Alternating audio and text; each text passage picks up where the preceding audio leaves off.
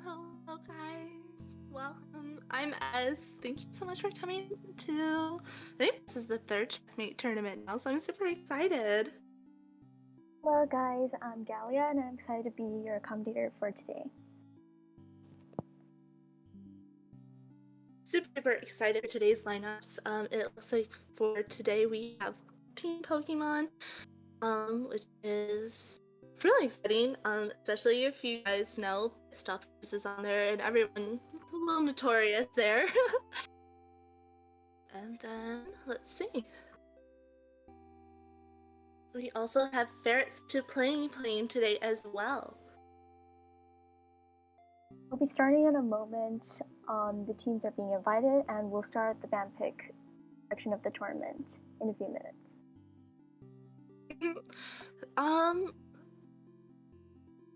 Not too sure about these teams. I'm very excited to see like how they all play and how everything works out. Especially because I know I've seen some of these numbers around in the past common tournaments. But I think Ferrets to play is new for this tournament.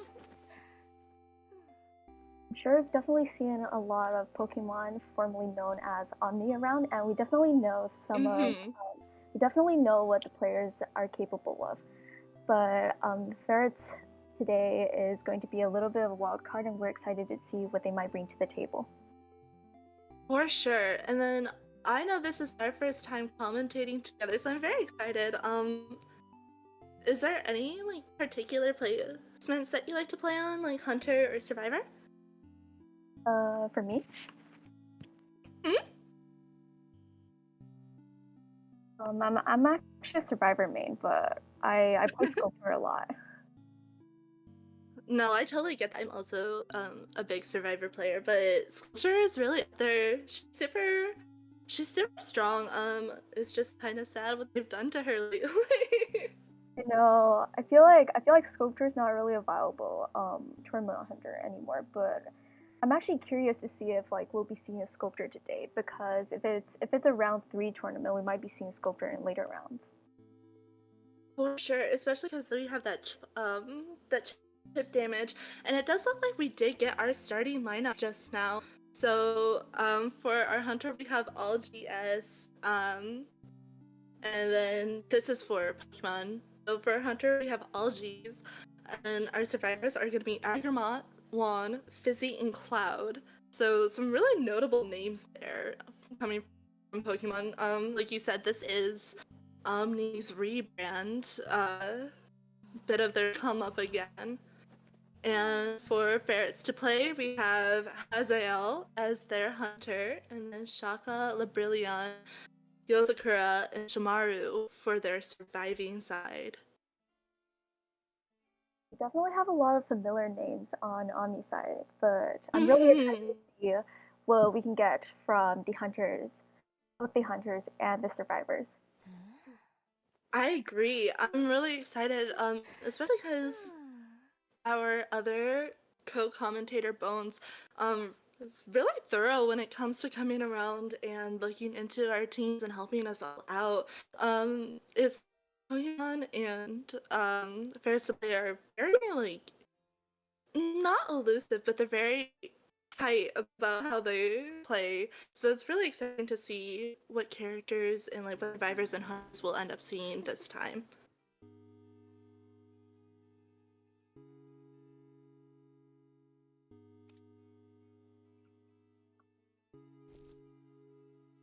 We're pretty close to starting. Yeah, it looks like we're all hopping right into the lineup here. I'm very excited to see our map selection and our bands.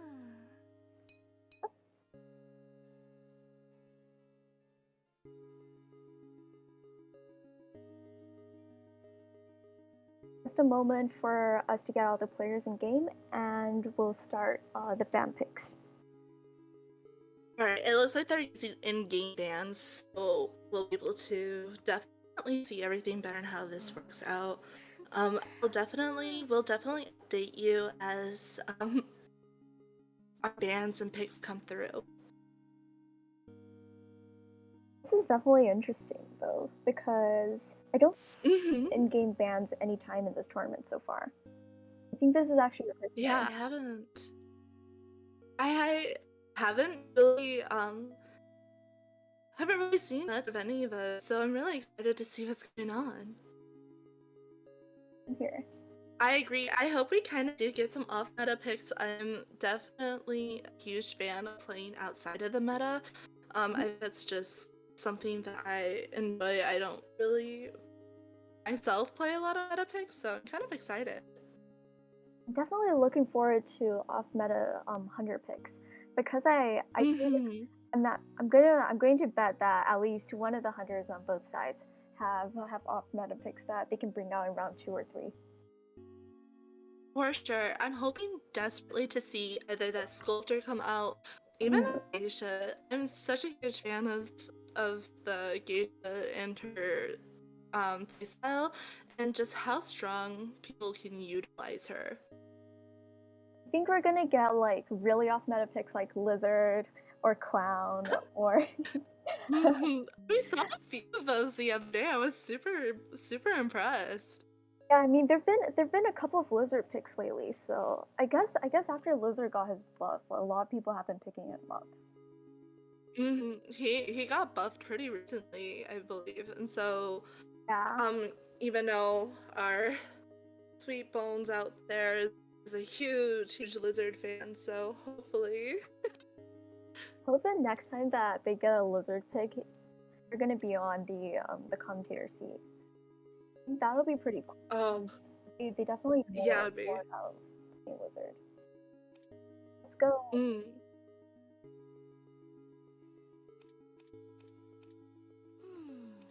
So for round 1, there are going to be no hunter bans and there are going to be 4 survivor bans. Perfect. It does look like we are moving into Ever Sleeping Town. Really good first map choice. It's more versatile, and definitely has that equal footing for both survivor and hunters. Remember, Sleeping Town's a map where almost anything can happen because you have picks that you can use to get points for either side. So it's not a terribly survivor sided map and it's not a Mhm. hunter sided map either. I feel like No, yeah, it's pretty equal. Ever Sleeping Town is a really good map for a lot of like the meta hunter picks. Like if you're talking Dream Witch, Clerk, Bond, you can play most hunters on Ever Sleeping, and it's the same thing with most survivors Mhm. actually. Yes, for sure. Very excited to see how both teams utilize this map going forward. Especially just because it is relatively a decent sized map. It's not our biggest map, but Yeah, it's pretty up there in terms of size. There's definitely the possibility of just about anything happening. anything can happen, and we'll just have to see. Mhm. They're getting ready, and they're getting ready to do the bands in game. Super duper exciting. I can't wait to see, especially just how Haziel pulls through with this. I Mhm. love seeing everyone's play styles and just how they utilize their characters. Every time I get into a tournament, it's always my favorite thing to see. I like the way that characters are used in tournament are generally pretty different from how you use them in rank because in tournaments you always have 4-man NPC. So yeah, you Mhm. can always be sure that like your teammates are going to be somewhere and you can get assistance from them compared to like if you're solo queuing. Oh, for sure. Especially using your teamwork and everything is really essential to pulling through on the survivor side. Um, Without the communication there, sometimes it does lead to some issues. So I'm really excited to see, especially just how these teams communicate with each other and how well they work around each other. Exactly. You put everything that I wanted to say in much better way than I could ever imagine. No, you're perfect. Don't worry. But I'm just super duper like excited. I love watching this tournament. I love being a part of this tournament, especially because like I love seeing all these just seeing No. how these teams work, especially you see all the smaller teams come out of the woodworks and it's so fun. It's always really good to see new faces in tournament because I always get the feeling that like Identity 5 is like a really niche game and all. But a lot of the times when I see like new teams in tournaments, it just makes me feel that like maybe this game isn't gonna die off anytime soon. I really don't think it is. It keeps going. Every time I'm like, oh, we're slowly tunneling out, like I'll just get Exactly. right into something new. All right, Always we so have the first exciting. bands. We have the first bands. So mechanic and forward. Mechanic and forward. It Really interest does look here. like a bond kind of bond. It looks like they're going for bond or Yeah, sculpting. sure. I love to see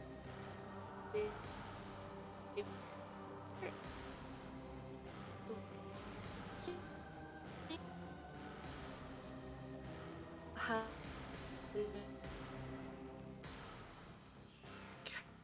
their recent and or works have been pulled through. Alright, the survivors have made their first picks. Priestess and Psychologist. The next ban from the Hunter is Seer, and they've picked Mercenary. Final ban is Prospector. They seem to be banning a lot of the harassment. So it does look kind of like a Chip Hunter or a Camp Hunter, and they've picked Antiquarian.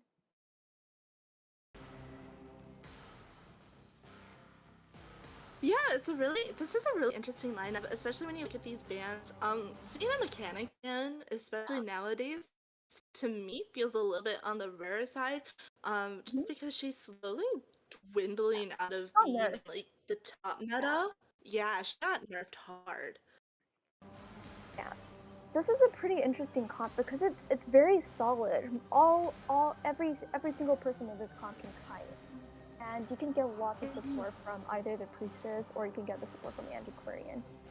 And of course you have a merc, and you can guarantee that you can get a clean rescue. For sure. Not seeing that antiquarian ban right off the bat is a little shocking to me, especially Yeah, just because of how strong and how well she's utilized nowadays. Especially in exactly. top tier or like IVL or KOA. Yeah, but they've chosen to pick priestess and psychologist up first. That's actually pretty interesting because you put both of those in global ban.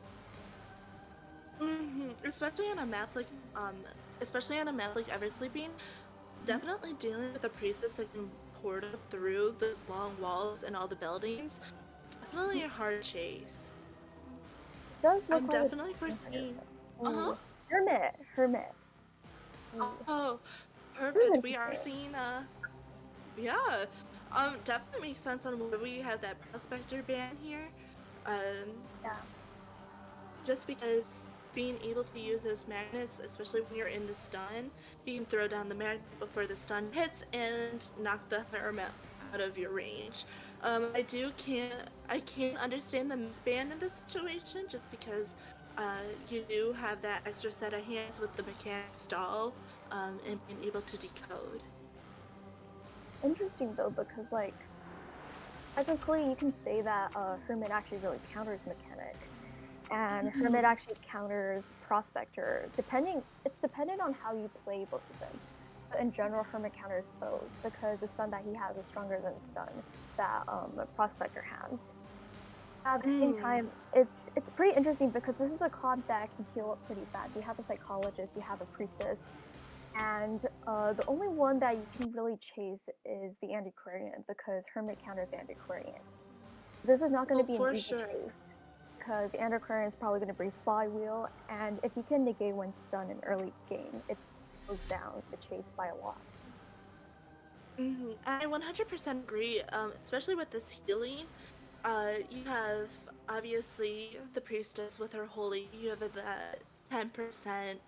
boost, and then also the psychologist also gives you the extra healing that comes with distance and everything, and not having to be in the same range and vicinity of each other, just because she has her empathy. Exactly. For like a lot of like comps, like you could actually just have the psychologist lie on the ground and then she could just get up and then she could heal someone and she could stay down. So this Right. is definitely going to This be interesting. Yeah, looks like we're having like a really interesting choice in our map picks here. Uh does look like we are going for like that more square formation of having everyone in the same vicinity. It does feel like it would probably work best having everyone so close together. It's definitely up to how Haziel utilizes this map. Mhm. This is going to be interesting because Current can rotate to graveyards where it's definitely easier for her to kite, but she can also rotate towards middle where she can get assistance from the priestess. And with Hermit, you know that you definitely want the first kite to be really long, so that even if like the health levels for everyone aren't great, you can probably still get it from an endgame. It seems like the Hermit is Yeah. heading for the priestess. They're definitely heading for Yeah. one of the heals. So it definitely looks like the priestess is our first kite going into this match, immediately connecting those ciphers and chasing after someone who definitely has more of a versatile way of negating and managing the map space. It's definitely going to be an interesting fight coming off of Agramont here. Priestess is using broken windows. They're pulling distance against a zero presence Hermit, which is pretty effective. And it's already 50 seconds in game, and her teammates are already supporting her by switching polarities. Yeah, switching that polarity is definitely something that's super duper important, She's especially gonna when you're head on going the up tram. against a hermit. Oh, I think she's gonna go up on the tram. Is she? Up she goes! Yeah, she's on the tram, which means she's slowly going to make her way around. It looks like the hermit is chasing after her. Um, Yeah, Blink is up. Blink is up, and mm, still chasing after using Priestess. using Blink as your first hit definitely is a huge recommendation. Um, especially in such an early game like this. It does look like we have a lot of cipher progress going. We're about About two almost and a at half 3 ciphers in. completed. Two and a Yeah. half ciphers.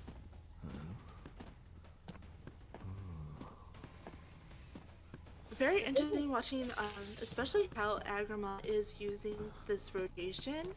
Uh, Gaining a lot of distance on this hermit here, especially trying very hard to stay out of his range. It does look like that portal is still up and we're going through it just to get a bit of distance there. I think he's gonna try and change targets now. You have, Mm. I think that's a mercenary. Yeah. Right? It looks like we're chasing after the mercenary here, falling through the hole and slowly creeping up on him. Unfortunately, the elbow pad does go through, giving the mercenary a little bit more distance on the hermit here. Right. Blink hit. But this is gonna be difficult because he didn't bring insolence. So he's still going to have to apply two polarities before he can continue chasing. And That Mercury blink still has first two hit, levels. that blink first hit, unfortunately, is very detrimental. Um, it does look like the psychologist took a little bit of damage there from the shared polarity as well. And we are getting that charged hit just to get the extra hit on that mercenary there. Look at the ciphers. We're at 4.5 ciphers now. Oh, this is definitely going to be really difficult. This is looking like a 3-man or even a 4-man on the survivor side. Looks like he's changing targets again, and he's gonna head towards He's gonna head towards the Antiquarian. Yeah, it looks like we're slowly rotating. But the Antiquarian's at full health, so that's one hit. It's unfortunate that the survivors did get the share polarity, so the amount of damage intake coming off of the Antiquarian is relatively minimal. This means that it's easier for her to still have the health and energy to get away from the Hermit here. Yeah, the survivors are definitely at an advantage here right now because they are at a pretty good health level, and most of them have items that they can use to kite during endgame. Does look like that final cipher is on its way to being near primed. Almost primed. I wonder if it is primed. Yes. It's primed. All right. Yes, it looks like we're getting that final cipher pop through and slowly rotating towards this back gate area here, leaving the Antiquarian and moving out towards, I believe, the mercenary here.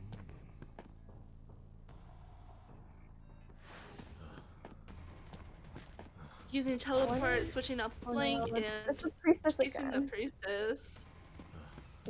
Priestess on ever sleeping is actually pretty crazy. Especially just because he is one of those characters that you definitely pull for distance with. Chasing after this psychologist, she does not have any empathy up, and there she goes. She is down. We are seeing the psychologist down. I believe we might be waiting to chair. I think he's afraid to chair because he knows that Merc hasn't used Tide yet. Merc hasn't used Tide and he is at full health, and it does seem like the back gate is open. We also might see the support coming up with the priestess here, especially because she does still have some portals left. Merc is still one hit down though because he didn't connect the gates. So there's actually no one to share the damage with him. Maybe this could be...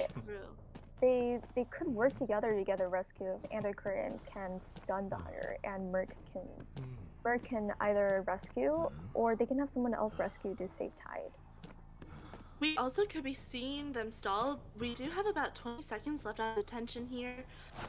I'm not sure if they are going to go for the sell on Cloud. We are seeing the Antiquarian try and put a little bit of pressure on this Hermit here.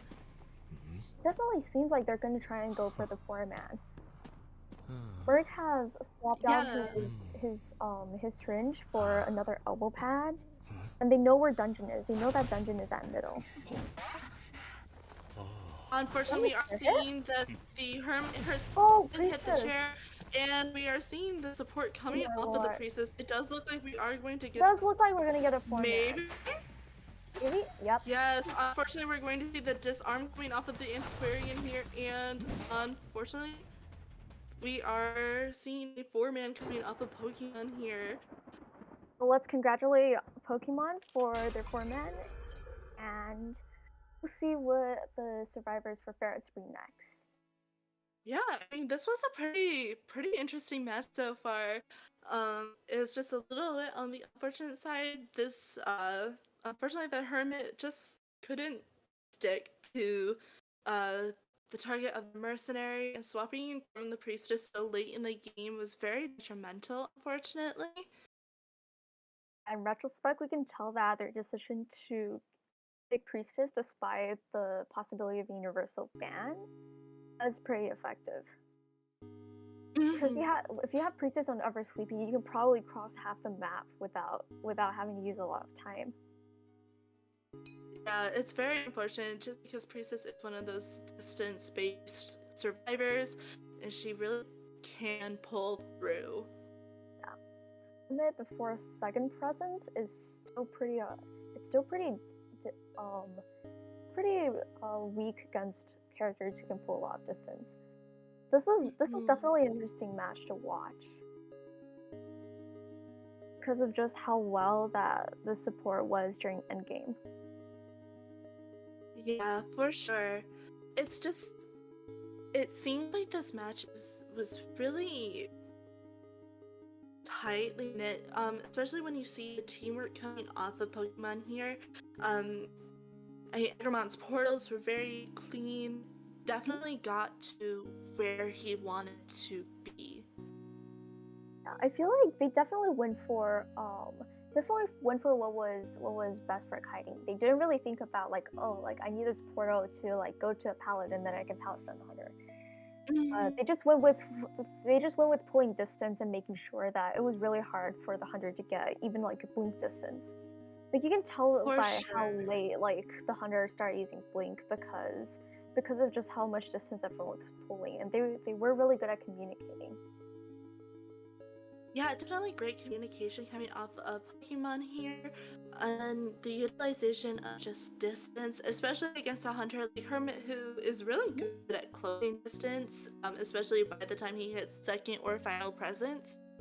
Um, Being able to navigate your portals and get everyone to the location and safe positions that they need to be, definitely very efficient. We're starting the ban picks in chat for the second half of the first round, and Pokemon's Hunter has banned Priestess and Seer. Perfect. They've gone with definitely the safest bans for this map. Yeah, for sure. Banning Priestess on a map, like Ever Sleeping, especially a map like Ever Sleeping, Chinatown, Lakeside, really, really big. On closing that distance, you don't want a survivor out there that can just move to certain wide areas of the map, especially when you have a lot of hunters, especially nowadays, that are so short range.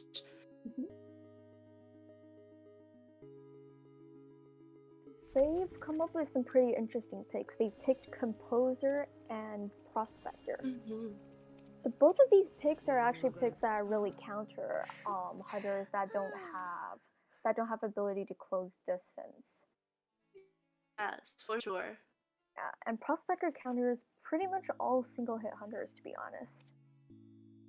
It's true, especially with those magnets and everything. Changing the polarities, especially with the prospector and how you can gain the extra distance and the stun. Definitely getting that nerf on him a few updates back definitely helped with that. Especially with how heavy his stun can be.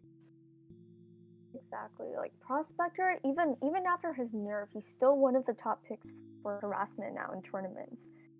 So he's definitely a good pick for rounds where you have to get a 4-man, because you can grow magnets. You can't use up his magnets at all. And yeah. So like for endgame, like if you save 3 magnets, you could probably stun the hunter while your teammates open the gate. Yeah, for sure.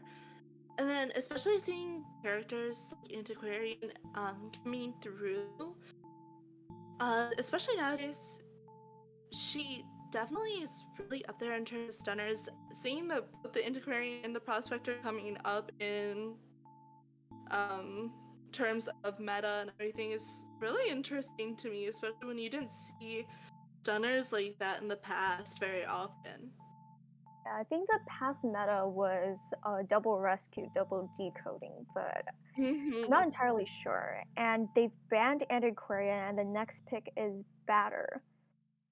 And the next ban we have Mercenary, and we're waiting for the final pick. They banned Mercenary because Mercenary is actually like a pretty good character during endgame, because if he's at full health during endgame, he could technically take one hit. He can take one hit Right. and run out of the gate.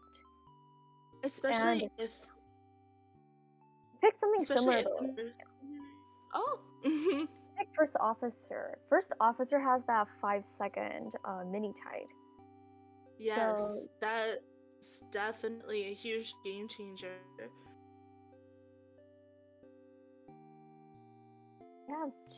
they have two harassers, which is pretty interesting.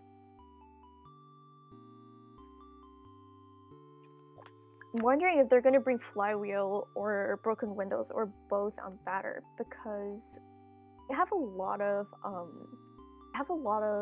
players bringing both of those in rounds where you have to get a 4-man. Because for batter, Mm, he's weak during endgame because he probably used up all of his cricket balls during that time. yeah, for sure. I really love seeing better gameplay, especially nowadays.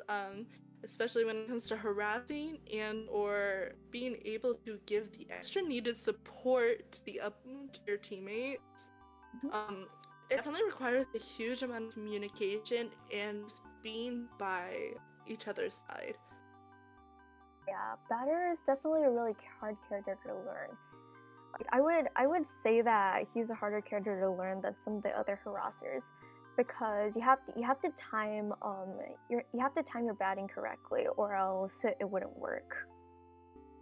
Also pretty interesting because we've actually been seeing a lot more batters in IVL lately, and For we also sure. have a lot of batters bringing both Flywheel and Broken Windows.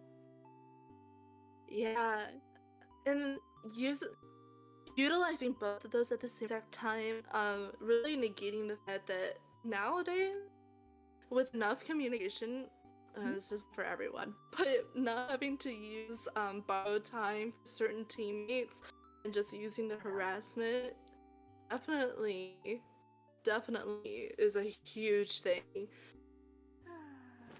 Right, the hunter has picked Algaes, has gone with Night Watch.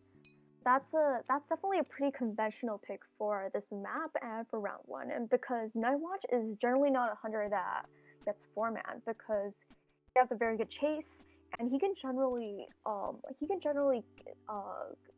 keep one during endgame even if you have a 4-man endgame. It's going to be really hard 4-manning a Night Watch just because of how strong his chase is, and also because of how empty the Eversleepy map is.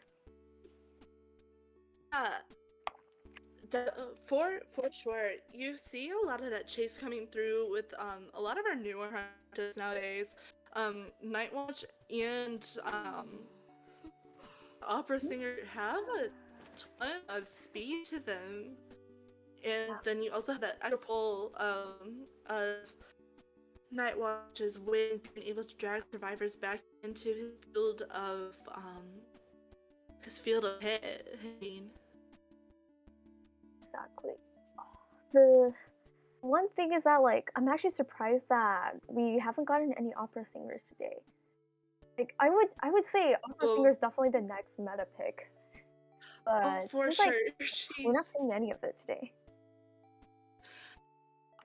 hopefully we do see her coming through. I do know she's exceptionally strong, slowly rising up in the meta just because of how fast she is. Her hitbox is a bit small, on the small and narrow side, but what she lacks there, she definitely makes up in speed and distance. She's definitely one of those hunters you gotta watch out for. Her chase is actually insane because It's it doesn't so really scary. impede if you can pull distance, which is basically half the meta right now. Because her kit is pretty good at covering distance, and especially like if she gets her first presence, she can make a shadow area anywhere. So like if she has shadows everywhere, like it's going to be really hard to kite her because there's nowhere that you can really hide or you can move faster than she can. No, for sure. And honestly, just seeing how fast and how close she gets to survivors, especially survivors that are notorious for pulling distance, it's very frightening, especially because I recently got back into playing the game after taking a small break, and seeing a hunter like coming out of the woodworks was definitely alarming. I'm really excited to see how she plays out in tournaments like Call of the Abyss and more sea-based tournaments. Watching how these more foreign teams, especially like Chinese teams and our Japanese sea teams, utilize newer hunters is super exciting, and I can't wait to see what they bring to the table and what NAE specifically can learn from them. I can't imagine like Opera Singer being anything except for meta because she has pretty much everything. She has decent camp, she has good chase, and she has map control abilities. So I can't imagine it being anything other than meta. All right. Mm-hmm. Seems like they have the composer with flywheel plus broken windows. So I think they're betting on the fact that composer is probably going to be first chase, and they need this first chase to be really long. Mm-hmm. Honestly, seeing that we have the composer running both, I believe that is 12-9, really exceptional, especially now that you see that build being brought out more than anything nowadays, especially because a few seasons back it was more on the shunned side of not bringing 3. So Mhm. watching players as they discard 3 is very interesting. They also put composer in graveyard, so he's going to have a really good place to kite because there are a lot of long palettes that he could use to kite Night Watch. And Algies has picked the 2-story, and he's probably going to chase composer, or he can choose to chase batter because he might need to get rid of the harassment. But we can see if he's going to bring excitement or if he's going to bring blink. Mm-hmm. Really betting on seeing that either the batter or composer first chase. Really debating on the two. I foresee the batter getting first chase here, but again, you never know. You never know. It depends on what trade he's going to bring. All right, he brings blink and he's heading towards graveyard. Composer's gonna It looks. see if he's gonna come through the window, and he does. Alright, it does look like we are seeing the composer first chase, so we're going to really pull through and hope that we see this composer really utilize broken windows and the flywheel here. Really great position for him to be in. This area does have a really strong loop, and you also get the extra speed boost coming off of the composer here too. Can you get on the tramp? Can you get on the tramp? Oh, he got hit. Got hit. Oh, we're still getting on the tram though. Oh, he got on the tram. That's alright. Tram is like the #1 supporting player here. Is he gonna Does look like we are rotating, and yeah, we're changing targets to the batter here. Just narrowly missing the batter through the portal. It's a beautiful flywheel coming off that batter. And it looks like we are jumping over the pallet here, getting a nice hit right on Shomaru here. This looks like a trump card detention Night Watch. And he's Makes already a lot of sense here. He's already at first presence, so this is actually going to be really hard to get a 4-man out of, especially because right now the ciphers are at probably around 2 ciphers. Yeah, it does look like we are seeing that battery get shared, and the composer is back at full health. We are still unfortunately at 5 ciphers, but we do seem to have our 3 ciphers here all connected and almost completion. We're at about 2.5 ciphers. Right. Nice stun coming up with the prospector, trying to get a little bit of distance here.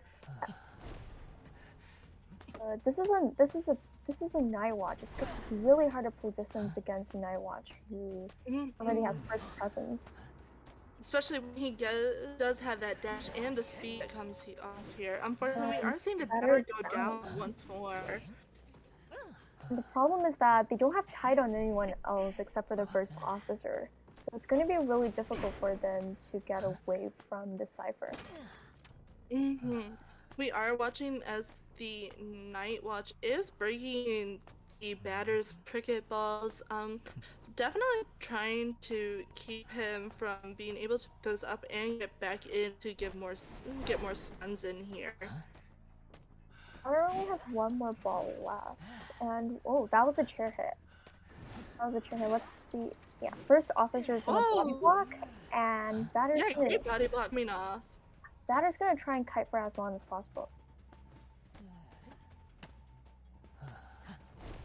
Great stun coming off of the batter. It's just gonna refresh his cooldown, and that flywheel almost avoided the skill, but it was a bit early. Yeah, unfortunately, the batter's flywheel, as you said, was just a bit late, so not being able to avoid the initial vacuum and the grasp that the Nightwatch had on him. It does look like Composer used flywheel to get out of the range of the hunter here, and we are chasing the prospector. Whoa, beautiful, beautiful hit coming off of the Nightwatch here, getting that prospector down just when he needed to be. At the same time, there's only one cipher left, and we see a trump card to teleport. We're gonna chase after a first officer who has 2 watches, but oh, he got hit. Ooh, really clean hit coming off of the Ithaca here. And it looks like we are watching as the Composer is slowly starting to rotate. Hopefully we might be able to see the rescue get pulled off here, but it does look like LG's is slowly going for the interception. That was a really good prediction from Algaes, though. For sure. Composer just barely managed to avoid the skill, and he's gonna get 1 hit, but he should be able to rescue.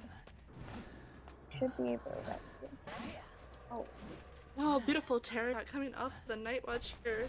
The first officer is back up and running, back to decoding that cipher there in the middle, but unfortunately we are losing the prospector. The cipher is only at around 80%, which is not enough.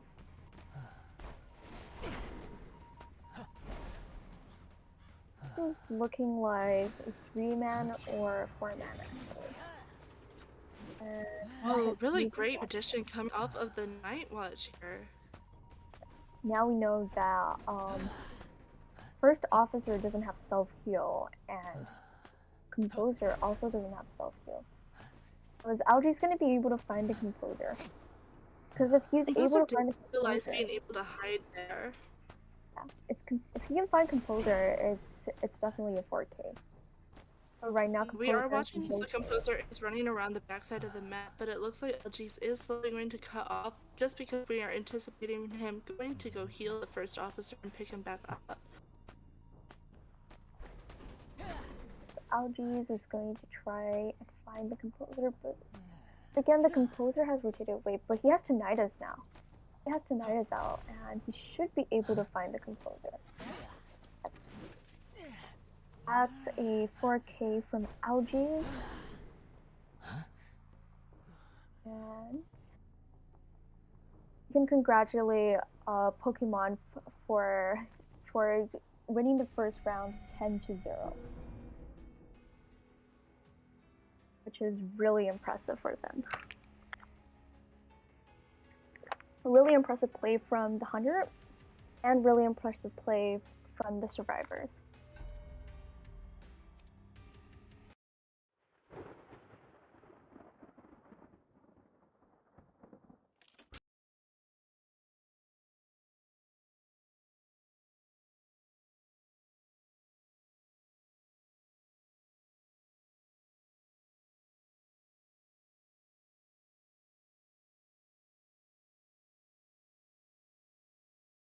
Since we know that Pokemon has already won the first round 10-0, it's going to be really difficult for Ferrets to win this back. The possible way that they might be able to win it is that they get a 5-3 for 2 rounds straight. So a 3-man on one side and a tie on the other side. This is definitely going to be easier than possibly tying for the second round and aiming for another 10-0 for a overtime match.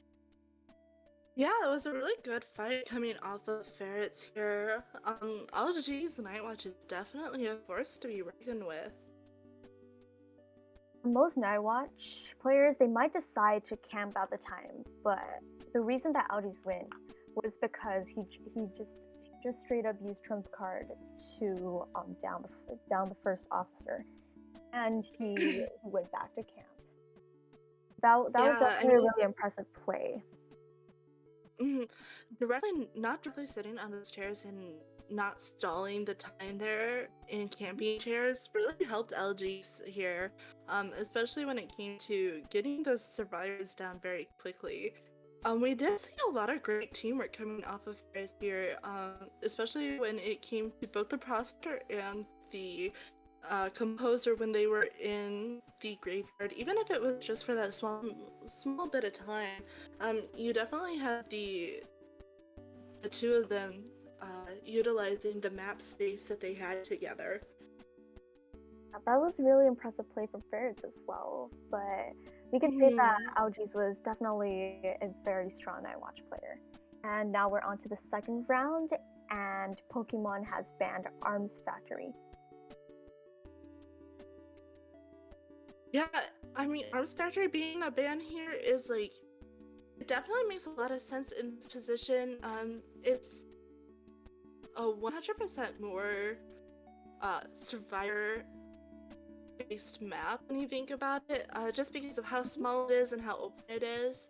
There's a lot of really great palette areas, and you also can use both the shack and the factory as looting positions. Arms Factory is a really strong map, and it's also a very limiting map for a lot of hunters. So for hunters like Night Watch and a Breaking Wheel, they're generally not picked on Arms Factory because of how many high walls there are and how many windows there are. So it's really difficult to chase as some hunters on Arms.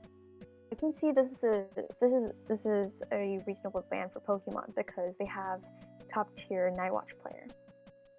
And now Ferrets to Playing have picked Red Church. That's another flat map, and it's also a really small map.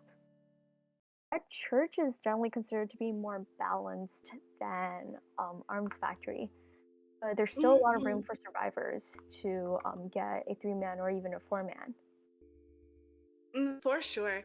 In terms of maps, Red Church is definitely one of my favorites when it comes to versatility on both ends, especially because when you have hunters, both like Naiad and Bloody Queen, being able to do a ton of distance gaps and closing that off on a map as small as Red Church is very efficient, especially also when you have a ton of survivors that also can utilize just how many windows, palettes, and really accessible kind spaces.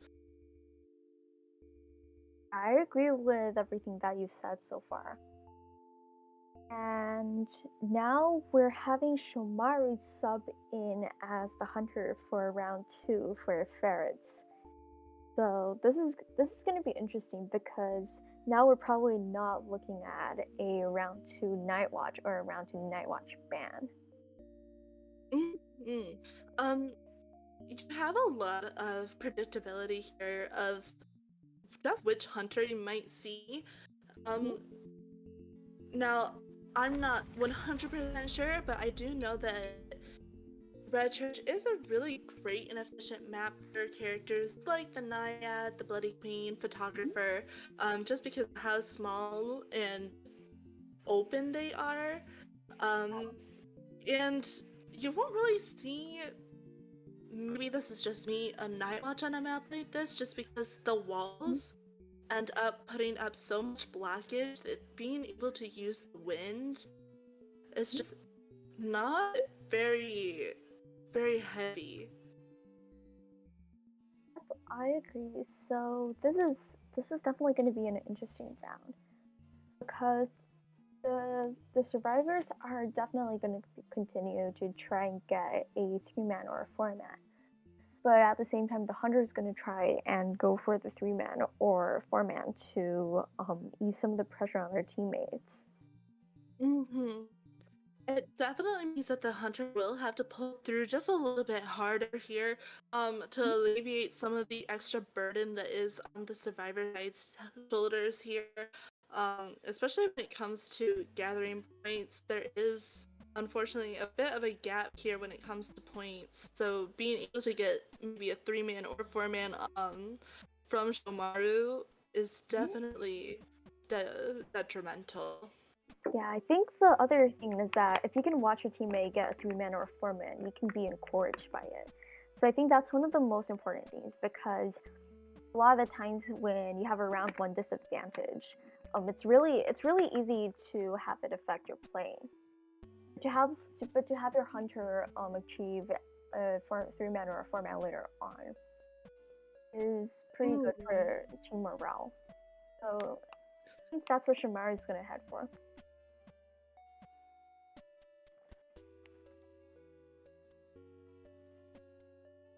Good news is, Priestess is banned, so it's gonna be harder for them to get a 4-man without the assistance from a Priestess.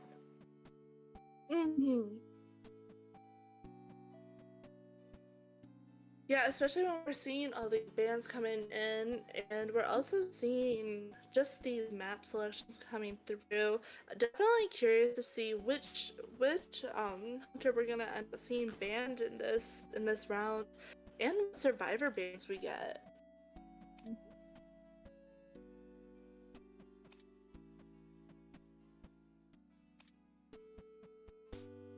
Alright, so we're gonna have 100 banned and 4 survivor bans. And we have 2 universal bans for Psychologist and Priestess.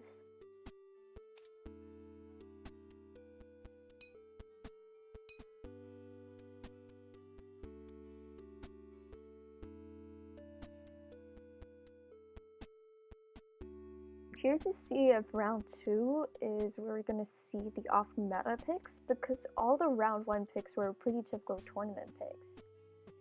Right, I'm really hoping to see. Everyone knows my shining star, Miss Vermeer. I love seeing her premium gameplay. Really hoping to see her at least once or twice here in this tournament. Still forever meta in my heart, but watching her slowly fall from the meta and not being able to be utilized as much, I really am hoping that one of these teams does kind of pull through and really pull her from where her fallen glory. Especially when it comes to some more off-meta picks, we have seen people play Gardner in the past few matches in the past few days. And we are seeing a bit more of the patient over the psychologist as well, especially when he's also not as big in meta. I think the reason that Perfumer hasn't been meta is because like you have a lot of double hit hunters like Vaughn and Sculptor, and even Lin. And the other reason is that like I feel like Perfumer is really strong on maps that are 2-story because she can use all 3 of her perfumes for pulling distance instead of trying to take damage. And then when you have like hunters like Night Watch, like if you give a Night Watch full presence, it's kind of hard to Exactly. Now it does look like we are getting our 2 first bans. I'm so sorry. We are seeing the Night Watch ban come through from Ferrets and not Ferret. This Pokemon. I apologize. And we are seeing both the journalist and the mechanic ban.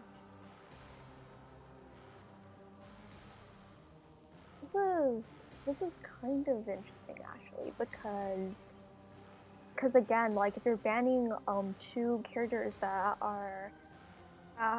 really counter like the Canton hunters like Bond and Sculptor, like you can we can see if we can get any of those, or if they're just trying to increase the risk of rescuing by banning a journalist, since journalist is pretty much a free rescue. Yeah, especially because of her kit and how she's built. Being able to either use the camera version of Orpheus to get in that rescue or use in a distraction, definitely not something you want to be dealing with here. They're definitely going for the survivors that counter a Bond or Sculptor. You have a professor, and then you have female dancer. Professor can take that one Mhm. extra chip hit, and he can also he can also use his scales to prevent himself from getting a free hit. And then you also have dancer. If you put dancer in the middle in the church, she's going to be really strong until you can break all of her boxes. But by the time you break all of her boxes, it's probably been 60 seconds. For sure. Especially when you throw down boxes like the slow box and then slam the Mhm. pallet down, you definitely don't want to get trapped in there. Next band that they thought was mercenary, and they picked Thief, which is interesting. Thief is definitely a really good counter for Sculptor, but not necessarily for Bonbon. And the final band that they have is Antiquarian, and they picked First Officer. Alright. Really seeing that Thief get played here is really interesting. Watching him slowly rise up into being mid-tier meta is really I never in 1,000 years would have guessed it, but in the past year or so he really got a buff that really pulled him through there, being able to place down the flashlights and get the extra stun off of a hunter just by utilizing them, putting him in front of windows or pallets, places where the hunter normally will get trapped in one face location. Very, very difficult to maneuver around that. He's going to be a very difficult chase, and so is almost everyone in this con. Oh, we have the lizard pick. We have the lizard pick. Oh, we're going to see an evil We're going to see a reptilian. lizard. Oh, yeah. We're going to see a lizard on Red Church, which is a pretty good map for lizard, actually.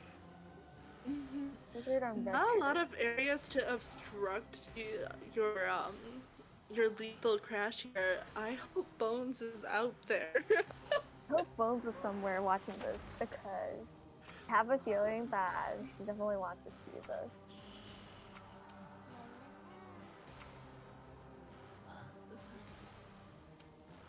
Good thing about a lizard is that he also kind of counters Professor, because you don't have to rely on your normal hit. Mhm. Most lizards can Yeah. either bring Blink or bring Peepers. So if he brings Peepers, he can also counter Dancer by forcing her out of the box areas. Mhm. Definitely, definitely see Lycanol's bringing peepers more so in high tiers. Just because using peepers really obstructs priestesses, composers, dancers, like you said, really forces them out of their position and makes them have to rotate. Yeah, it looks like Shamaru has picked a small gate spawn, and Shamaru is probably going to chase after Fizzy's Professor or Ackermann's Dancer. Yeah, it looks Now, like we are seeing Agremount in that back shack. Really interesting position for the dancer to be in. I would have definitely seen Agremount and Cloud swapping here, actually. I think the typical pick is that you have Dancer in middle, because she's going to provide support, and middle is also a relatively good area to kite in. But Mhm. with a lizard, it's actually not necessarily good to kite in middle, because he can close distance pretty quickly. So this is definitely going to be an interesting match to watch.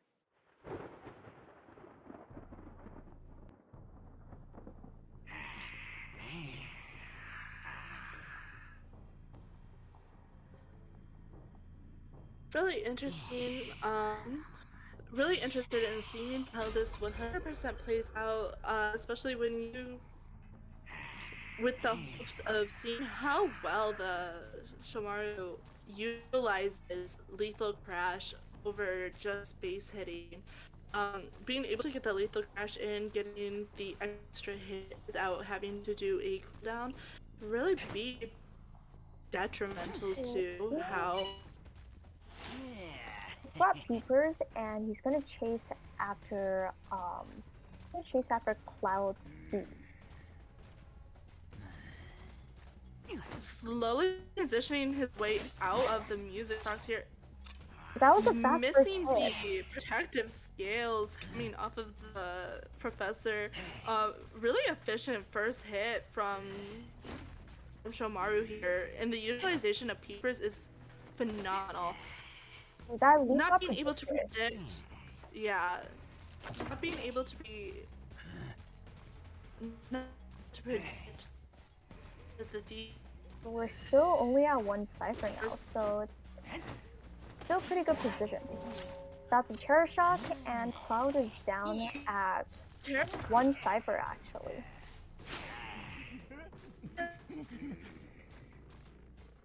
Good news is that this lizard probably doesn't have trump card, so it's going to be possible for the survivors to get a tie. Right now, Shomaru is going to chair in Graveyard where the Professor Cipher is. And he's going to place down a peeper so that you can't discode while he's shooting. Forcing the Professor out of position here, very efficient. It does look like the first officer is on the way to rescue. Really hoping that Shomaru is able to anticipate that and cut the first officer off here. Does look like we are going to get that rescue over half. Does look like Shomaru's gonna try and guard first officer Cipher as well. Now Shomaru's gonna head back. And is he going to be able to get a double down? Really interesting to see how this goes and how this plays out. Getting that rescue off and perfect body block coming off of the first officer here. That peeper really just obstructing.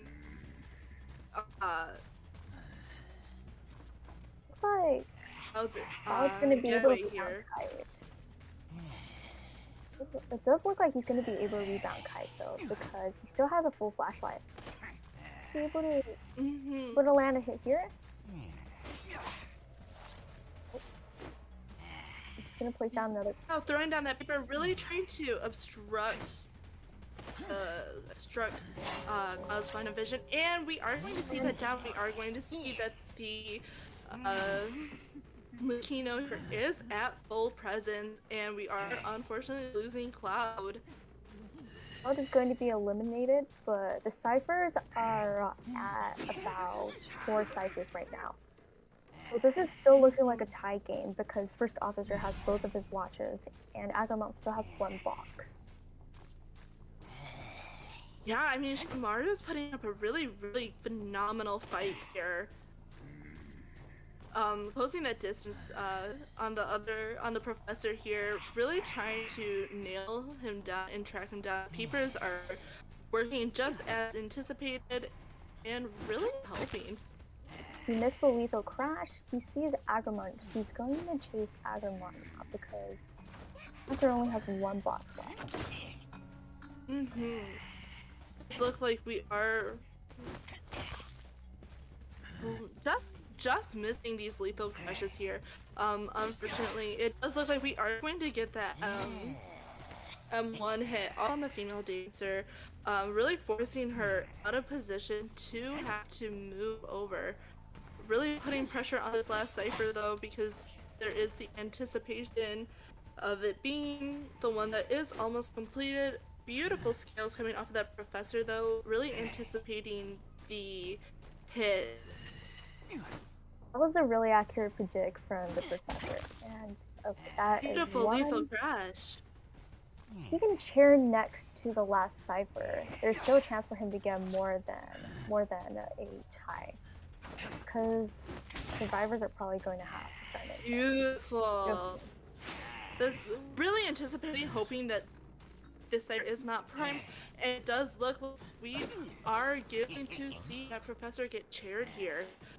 Shimara's putting up a really exceptional fight. It's pretty exciting though. We get to see Shimari play both batter and lizard today. But the other cipher Really? that they've started is already almost primed, and this professor can be rescued after half. Yeah, we are seeing the professor go down one more time here. Great, great hits coming off of Shomaru here. What this means now is that there's no one at gate during endgame, and on top of that, he's gonna have to take a double down to rescue this professor. Yeah, it does look like, unfortunately, that cipher is prime. We are right on top. Yeah, the dancer does have a prime cipher in the back there. We are popping it just to get that distance off. And he doesn't have trump cards, so this is definitely looking more like a tie. But there's dungeon at top broken, and the professor has scales. Yeah, definitely. He's able to bait the scales. He's gonna have to bait the scales if he wants to outscore them. Yeah, unfortunately, this is gonna be a 3-man coming off of Pokemon here, but honestly, Shimara put up such an amazing fight here, and this is really exceptional gameplay here. Always love seeing evil reptilians get utilized in ways like this, and so being able to just fully see this come off of Shomaru, I was severely impressed. This is very impressive. You can tell by his leaps and how he's baited these survivors to foul or pull down pallets. You can tell that he's a really good lizard player. And it's unfortunate that the dungeon spawned at Top Broken, because if it spawned anywhere else, I think that would have been a tie.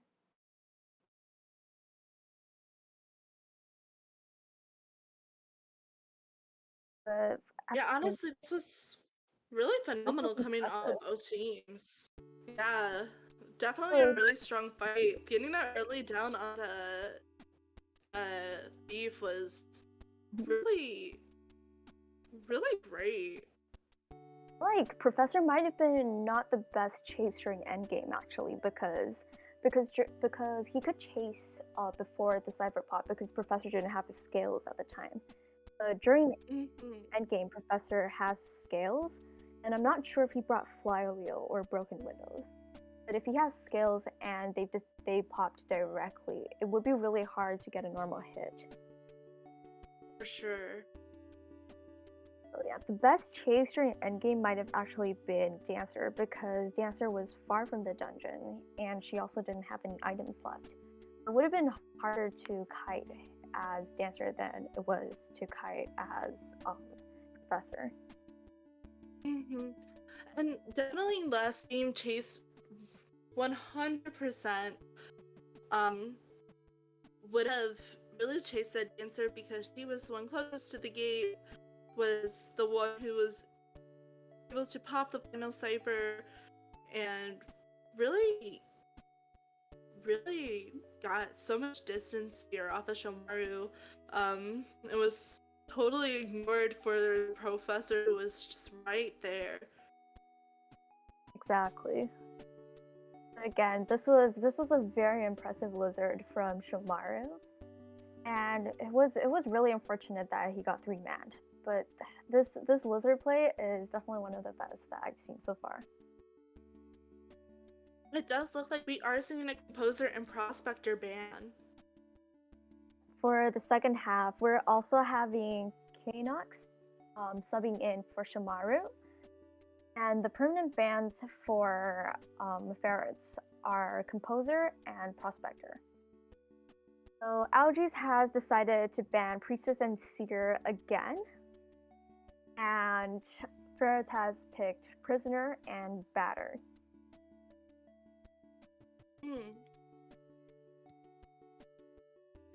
So for prisoner, this is an interesting pick because on Red Church, the ciphers are already fast. And with prisoners, you could definitely encourage cipher rush even more. For sure. Especially utilizing the prisoner's connection, and just overall being able to finish the ciphers, from the distance. Especially like because they have a lot of harassers on their team. If they had the harassers, prisoner could finish their ciphers for them, and they can help in advance even before anyone is downed. Mm-hmm. And being able to use the connection from cipher to cipher, especially when you have that prisoner, um,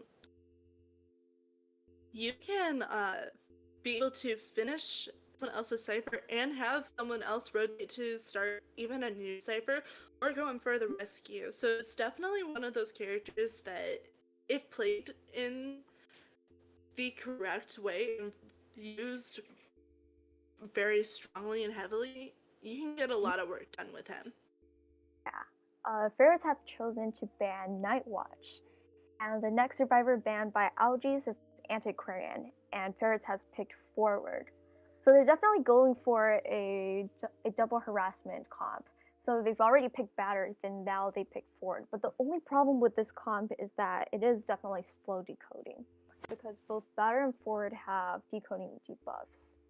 Hmm. This is So, definitely another comp that relies on the first kite. for sure.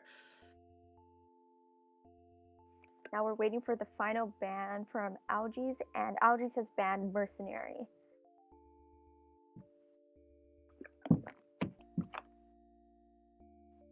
We're waiting for the last pick from Ferrets, and for this comp, we're not missing any rescuers. They're definitely looking to get at least a 3-man to proceed to round 3. If they get a tie or anything less, Pokemon wins. Hmm. The final pick, Ferrets has decided to go with Postman, so they're definitely going for a very harassment heavy and decoding heavy comp. He picked Postman. For sure. He can send decoding letters, and he can also send supporting letters to other team members. The And both support letters will definitely help most of all with both the forward here and the batter. yeah, Especially if you're anticipating a prisoner running either flywheel or broken windows. prisoner or postman is probably going to be the first chase. And with a decoding letter, you get a 15% buff, which makes it a lot better for Ford because he has a 30% debuff in the first place. If you get the letter, he decodes at 85% of what is normal decoding speed. Even though it doesn't sound like a lot, it can be a lot considering that if you have a prisoner who can help transmit progress, it can make the cipher progress a lot faster. Hmm. Really interesting seeing this team composition on a map like Red Church, especially with how small it is. Definitely makes sense when you see the postman come through. Um, Not as utilized as he used to be. He does have those waves of going up and down when it comes to how strong he is. But on a map like this, it means that Wick, the post dog, will be able to deliver letters faster, and you'll also be able to aid and support your teammates better. Exactly. It's Postman on this map is pretty strong for kiting because you have a lot of places where you could have a dog bite at like maybe a corner where the hunter doesn't have any vision. Mm-hmm. And Algaes has come out with a hermit pick. All right. So yeah, seeing that hermit coming off of that we saw in the first match here, really interesting and hoping to see how LG's plays, especially on a map like Red Church. Not as many obstacles as there were on Ever Sleeping here. Um, so playing a hunter that can easily close off the gap, um, be a very interesting game. This is going to be interesting because the first kite has to be long for them to get a 3-man. And not only does the first kite have to be long, they also can't have the survivors be at a bad health level.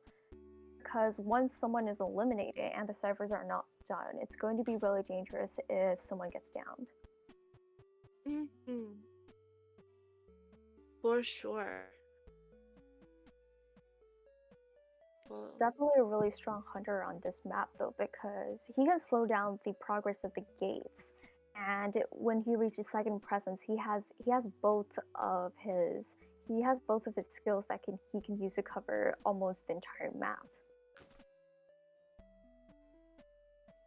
So there's definitely a potential for a hermit to get a 3-man or a 4-man here, because if it's not a 4-man endgame, it's a pretty good position for a hermit to get more than just a tie. yeah, for sure. And you desperately need either the 3-man or 4-man here, especially if it does look like Pokemon is trying to cut uh this round over. It does seem like Pokemon's just gonna try and go for the 2-0 and in this early. So we'll see, because this team comp, even though it's pretty hard to harass against a hermit, it doesn't mean that it's impossible. Oh, for sure. They're definitely bringing out some of the characters that they're most familiar with. Yeah, it 100% seems that this is a team composition that is more familiar and within the grasp of FTP here. Really watching as all of them bring out some really interesting choice characters here. Really hoping to see how that team plays out and the composition works around the hermit play. It's also really interesting because they've had the postman bring flywheel and broken windows. They've had the prisoner bring broken windows, and they have the 4 bringing tide. Yeah, I mean, really watching as everyone slowly starts discarding 3 with one of their players, really forcing that first kite and really hoping to get that player to get first kite, to utilize both the flywheel and the broken windows is really interesting. It's such a dynamic way to play these matches than the straightforward 6-12 or 3-6 or 3-12. Don't really see 9 utilized as often as it used to be back when you could have 3-6-9. So really watching as people run both 9-12 to efficiently pull through distance and initiate first kite maneuvers. It's very interesting. Looks like Algies is going to chase after the prisoner first, going towards middle, but prisoner is going to rotate away. Yeah, really getting rid of the potential of having the prisoner be able to efficiently decode, especially because that prisoner does get that decoding buff here. Getting that charge on him, throwing down the pallet, and efficiently trying to just gain a lot of distance on the hermit here. Yeah, it seems that Algies is also choosing to not connect the ciphers just yet. So Algies is definitely going to try and get this prisoner down with Blink, so that he's going to be able to down someone relatively quickly before he connects the Yeah, target. getting that stun off. Unfortunately, we are seeing the prisoner go down. I believe this is right about where, yep, we were going to see the Hermit connect ciphers. Um, We got and two ciphers in, and and great harassment ooh, coming off very of good this start for forward. forward. The prisoner is gonna Really go down stalling for soon. time here, and yeah, And the prisoner has a getting that charge. stun off. And that was a Beautiful mistake. palette, um, palette roll here. Just That's barely so missing the lucky. blink. Yeah, He was I so was lucky, gonna but looks say. like prisoner's gonna be down again. And is forward here? Yep, forward is here. Forward Forward is is here. here. Looks like the Hermit is really anticipating that. Unfortunately, forward does not have a connection on him. That was another daring bout. Alright, forward is going to take a hit. We can see if prisoner's gonna be able to get up anytime soon. Because we Looks know like the that prisoner is only halfway through here. it's gonna be hard to harass now. But Yeah, putting down both those shocks there, really forcing the forward to stay away. and he's brought he's able to see where the forward is, so it's actually gonna be harder for the forward to harass now that prisoner's on chair. Looks like we are seeing the batter come through here, really trying to get that rest Oh, great in. flywheel. Great flywheel to miss the stun here. It does have second presence. It does look like it's gonna be an after half rescue. Batter's gonna try and kite this one out. He's gonna try and stall for time so that both guard and the policeman can decode. Looks like we're not going to be body blocking this prisoner here. Great stun coming off of the forward, really pulling through, being able to get that distance on that prisoner here. Prisoner's gonna pull more distance, and that was a really accurate miracle. Gonna see. Ooh, bro, no way, barely just Right, getting over the pellet and the batter coming through for some support here. Really efficient teamwork coming off these players. It does look like we are swapping target to the batter. He is going to unfortunately go down, but that does mean that the prisoner is able to get away and go get healed up. As long as the prisoner is healed up and out of the way. Oh, it does look like Algae's is lagging here. Yeah, okay. Does look like, unfortunately, we are seeing a bit of lag coming off of Algae's. Hopefully everything does clear up here soon. So far we're having a really interesting match here. I'm really excited to see how everything goes. The support coming off of both the forward and the batter here harassing this Hermit has been phenomenal. The cipher progress isn't enough, but they're in a better position than before because Algae has been forced to change targets. And with a batter, there's a very good possibility of a rebound kite. Because they know that the Hermit brought insolence, and you would assume that if it's a Hermit, they brought insolence and detention. You know that Algae probably doesn't have trump card. If Algae doesn't have trump card, and it also means that if prisoner pulls away and starts decoding, there's not much Algae can do without switching targets again and giving survivors a chance to heal up. For sure. It does seem we are still a little bit on the wary side with the lag here. Hopefully the LGs does not have any more issues. A pause like this halfway through a match, especially a match that is just as like heated and pressured, really could make or break for either side here. Yeah, I feel like this is like a point of no return for Ferrets because they have to get a 3-man or they're going to lose this round. So it's definitely a very intense match because they have to get this 3-man at all costs and preferably get a 4-man because if they get a free man, they have to somehow 10-0. They have to win against Pokemon 10-0 in order to go into overtime. So it's definitely Yeah. a special match, and I can't believe that the internet has decided to act up at this I point. know. I was really good so far. I'm really excited, like watching how FTP has been really pulling through and trying to drag their way through, especially with Tooth and Nail, like being able to put up a fight against Hermit who has such great map control and such great knowledge of the utilization of his kit. Really exciting. Especially since like almost everyone in this comp is countered by Hermit to some degree. Because much of this comp is going to struggle if they're going to try and heal up. Hmm. It does look Back in like the we match, are returning. Prisoner is all healed up, and we have Forward who has Tide, who is going to try and make this rescue. Yeah, not a lot of that football left on that forward. Really hoping we can get this heal in.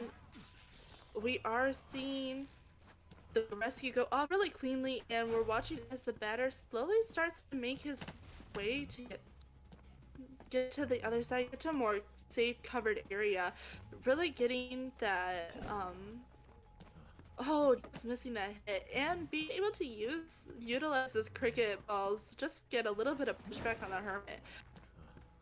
Great flywheel Oh, as well he missed coming it. off of the batter. And oh, that was Oh, just that a was little unfortunate. a little bit late.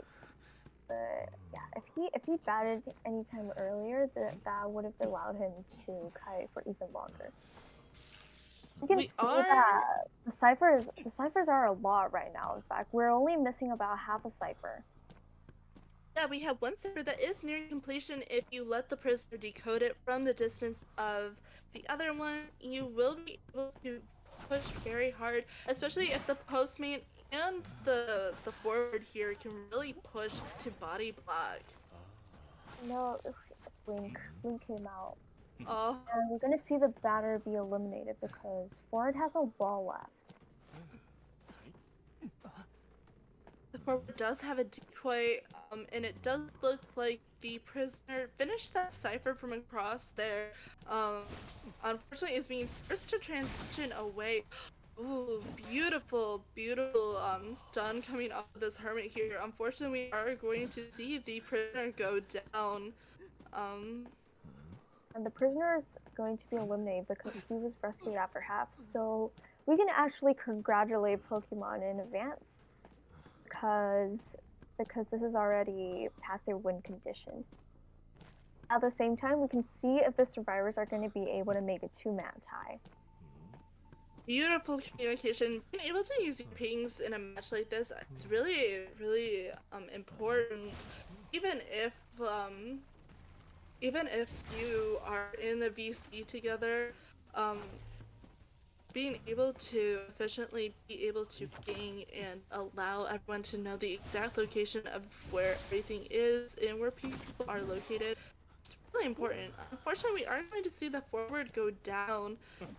It does look like the postman is still finishing up the cipher in the back there, and the hatch is on the other side of the map. We are slowly watching the postman rotate away, though.